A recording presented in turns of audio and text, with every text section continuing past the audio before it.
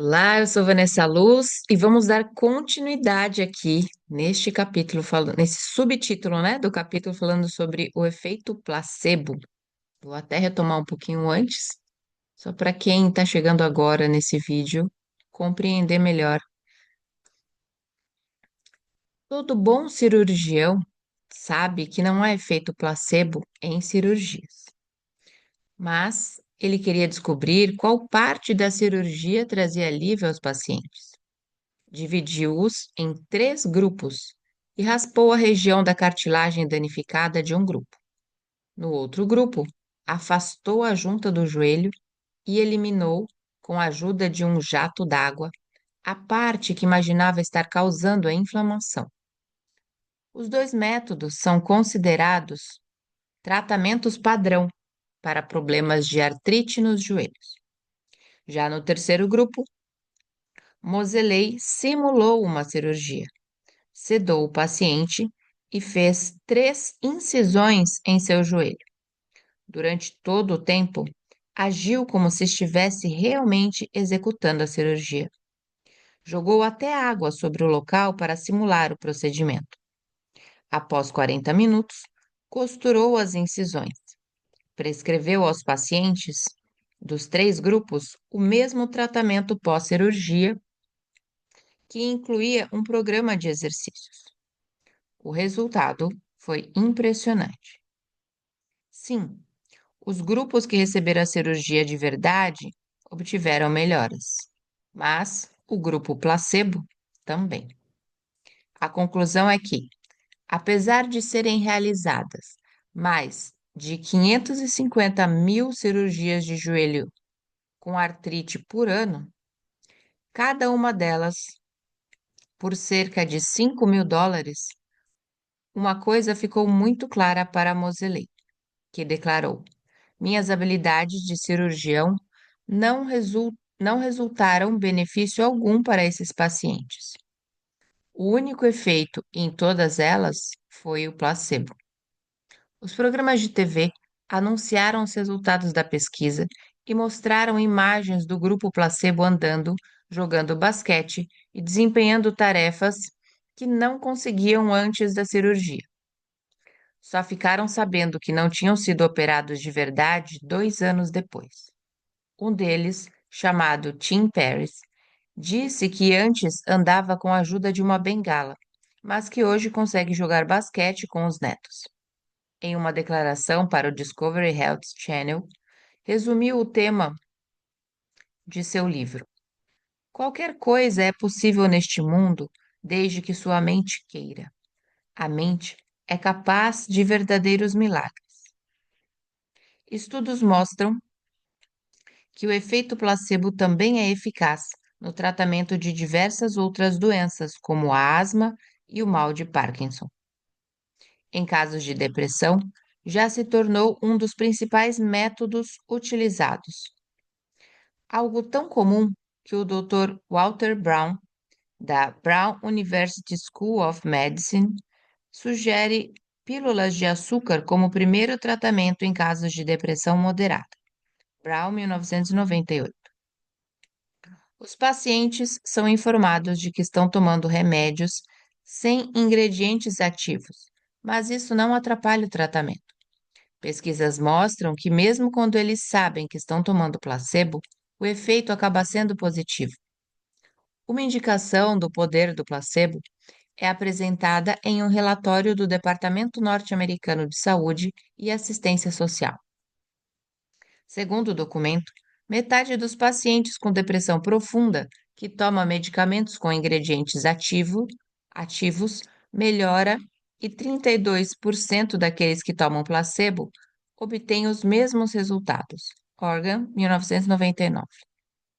Mesmo esse estudo, porém, estima o poder do placebo, pois muitos pacientes da pesquisa percebem que estão tomando um medicamento verdadeiro porque sentem os efeitos colaterais que os outros que tomam apenas placebo não sentem. Então, uma vez acreditando que estão tomando pílulas de verdade, tornam-se ainda mais suscetíveis ao efeito placebo. Bem, Com tantos efeitos positivos do placebo, não é de se surpreender que a indústria de antidepressivos de 8,2 bilhões de dólares esteja sendo acusada de exagerar na propaganda sobre a eficácia de suas pílulas. Em um artigo publicado em 2002 no periódico Prevention and Treatment da American Psychological Association, a Associação Psicológica Norte-Americana, The Emperor's New Drugs, As Novas Drogas do Imperador, o professor de psicologia Irving Kirsch, da Universidade de Connecticut, afirma ter descoberto que 80% do efeito dos antidepressivos, segundo experiências clínicas, pode ser atribuído ao efeito placebo. Kirsch, 2002. Kirsch usou a Lei de Liberdade de Informações em 2001 para obter informações sobre as experiências clínicas feitas com os antidepressivos mais utilizados no mercado. Não se trata de dados extraídos do Instituto Food and Drugs Administration, FDA. Os números mostram que, em mais da metade dos casos, os antidepressivos não foram mais eficazes que o placebo. Kirsch declarou em uma entrevista para o Discovery Health Channel: a diferença entre o efeito das drogas e do placebo foi menos do que 2 pontos na média da escala clínica, que vai de 50 a 60 pontos. É uma diferença muito pequena, quase insignificante sob o ponto de vista clínico. Outro fato interessante sobre o efeito dos antidepressivos é que eles vêm obtendo desempenho cada vez melhor em testes clínicos nos últimos anos, o que sugere que seus efeitos placebo se devem, em grande parte, a estratégias de marketing. Quanto mais os efeitos milagrosos dos antidepressivos são divulgados pela mídia e pela propaganda, mais eficazes eles se tornam. As crenças são contagiosas. Vivemos hoje em uma cultura em que as pessoas acreditam que os antidepressivos funcionam. Por isso eles funcionam. Uma designer de interior da Califórnia, chamada Janice Schoenfeld, que participou de um teste clínico sobre a eficácia do medicamento Effexor Venlafaxine em 1997, ficou tão surpresa quanto Pérez ao descobrir que vinha tomando placebo. Os comprimidos não apenas aliviaram a depressão que a incomodava havia 30 anos, como os exames que fez mostraram que a atividade de seu córtex pré-frontal havia aumentado. Launcher, 2002. Mas a melhora não foi apenas no cérebro. Quando a nossa mente se modifica, o corpo acompanha as mudanças. Schoenfeld também sentiu náuseas, um efeito colateral bastante comum do Effexor. Como a maioria dos pacientes que melhora após um tratamento com placebo e depois descobre que estava tomando pílulas de açúcar, ela achou que o médico tivesse se enganado. Tinha certeza de que estava tomando o remédio verdadeiro e pediu que fossem feitos todos os exames para se certificar. Nocebos, o poder da crença negativa. A maioria dos médicos conhece bem o efeito placebo, mas muito poucos prestam atenção à sua capacidade de levar à autocura. Se o pensamento positivo pode tirar alguém da depressão e curar um joelho com problemas, imagine o que o pensamento negativo pode fazer. Quando a mente faz com que a saúde de uma pessoa melhore, chamamos o processo de efeito placebo. Já quando a mente emite sugestões negativas que podem afetar a saúde, os efeitos causados são chamados efeitos nocebo. Na medicina, o efeito nocebo pode ser tão poderoso quanto o placebo. Tenha isso em mente toda vez que pisar em um consultório médico. Com seu discurso e atitudes, Os médicos podem transmitir mensagens que desanimam os pacientes, que não têm justificativa. Albert Manson, por exemplo, acha que sua falta de habilidade para transmitir otimismo a seus pacientes foi o que impediu a cura dos pacientes de ictiose. Outro exemplo é o do poder de declaração do tipo: você tem 6 meses de vida. Se o paciente realmente acredita nas palavras de seu médico, é bem provável que não viva mais que isso. Decidi mencionar um programa do Discovery Health Channel de 2003 neste capítulo, porque porque contém diversos casos interessantes. Um deles é o de um médico de Nashville, Clifton Meader, que estuda, que estuda há 30 anos o potencial do efeito nocebo. Em 1974, um de seus pacientes, Sam Lond, um vendedor aposentado, teve câncer de esôfago, uma doença considerada na época 100% fatal. Apesar de todos os tratamentos, os médicos sabiam que não havia chance de cura e ninguém se surpreendeu com sua morte algumas semanas depois de anunciado o diagnóstico.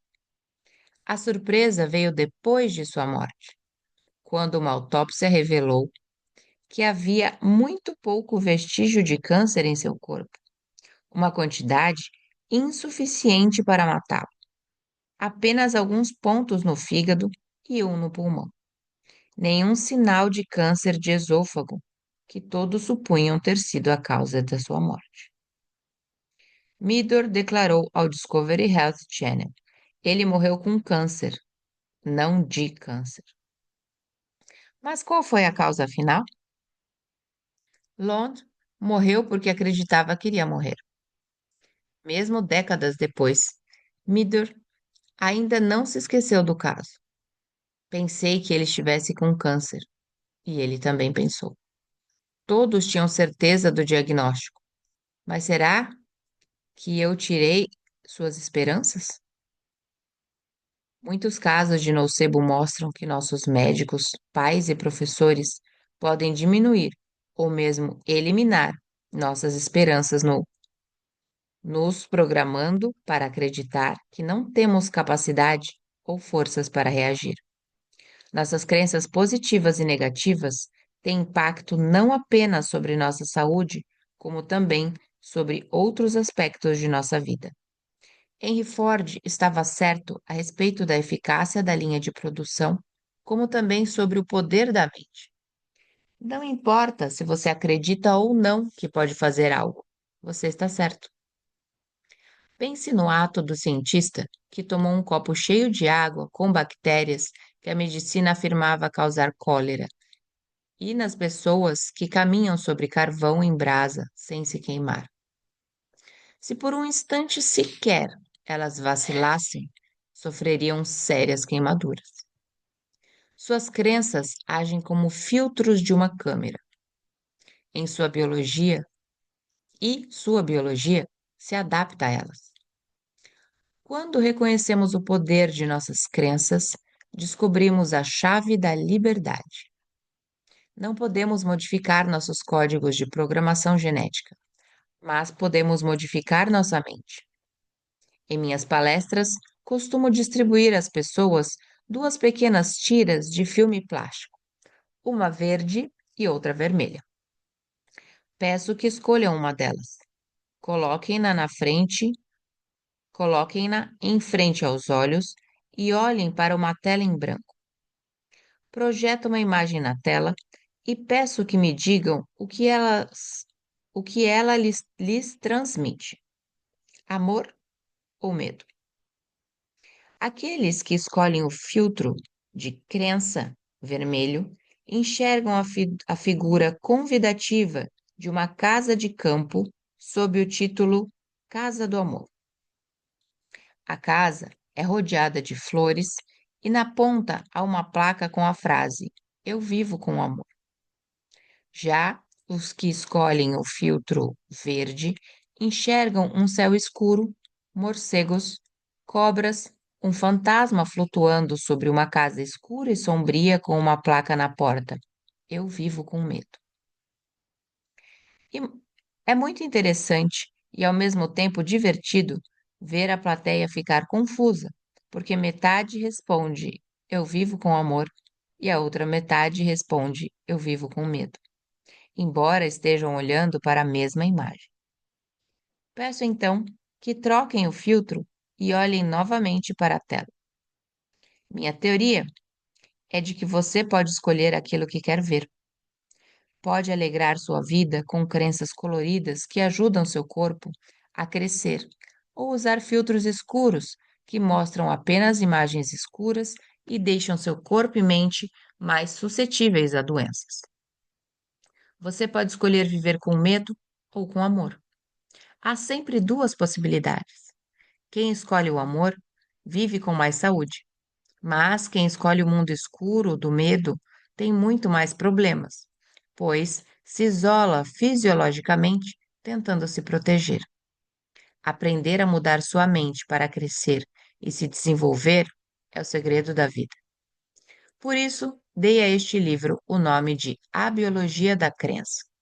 Claro, o segredo da vida, na verdade, não é segredo algum. Mestres como Buda e Jesus já diziam isso séculos atrás. Agora, a ciência está caminhando na mesma direção. Não são nossos genes, mas sim nossas crenças que controlam nossa vida. Ó homens de pouca fé! Esse conceito já serve como introdução ao próximo capítulo, em que trato com detalhes os efeitos da escolha de viver com amor ou com medo sobre o corpo e a mente. Mas antes de terminar este capítulo, quero enfatizar que não há problema algum em viver com uma lente cor-de-rosa nos olhos. Na verdade, usar um filtro assim é necessário para que nossas células se desenvolvam e sobrevivam com mais facilidade. Pensamentos positivos são a base de uma vida feliz e saudável. Como dizia Mahatma Gandhi, suas crenças se tornam seus pensamentos. Seus pensamentos se tornam suas palavras. Suas palavras se tornam suas ações. Suas ações se tornam seus hábitos. Seus hábitos se tornam seus valores. Seus valores se tornam o seu destino. Capítulo 6: Crescimento e proteção. A evolução nos trouxe diversos mecanismos de sobrevivência que podem ser divididos, grosso modo, em duas categorias: crescimento e proteção. Representam a base do comportamento que garante a vida dos organismos. Você pode não perceber, mas o crescimento é um fator vital para a sua sobrevivência, mesmo que você seja adulto. Todos os dias, bilhões de células em seu corpo se desgastam e precisam ser substituídas.